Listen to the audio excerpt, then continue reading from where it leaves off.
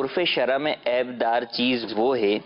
کہ جس کی وجہ سے مبی کو جو ہے وہ آپ یعنی جو آپ نے پروڈکٹ خریدی ہے اس کو آپ واپس کر سکتے ہیں، وہ عیب. یعنی عیب تو مختلف ہو سکتے ہیں، چھوٹا بڑا بھی ہو سکتا ہے، لیکن وہ کون سا عیب ہے جس کی وجہ سے اسے یہ اختیار ہوگا کہ وہ اس چیز کو واپس کر دے؟ وہ عیب جو کہ مارکیٹ میں تاجروں کے نزدیک جو ہے وہ عیب شمار کیا جاتا ہو. مارکیٹ میں تاجروں کے نزدیک جو ہے وہ عیب شمار کیا اور جاتا اس کی قیمت ہو کے حوالے سے بھی کوئی؟ جی اس کی قیمت کے اعتبار سے یوں کہ یعنی کہ وہ اسی اعتبار سے ہوگا نا کہ عیب ہوگا تو اس کی وجہ سے قیمت جو ہے وہ قیمت جو ہے وہ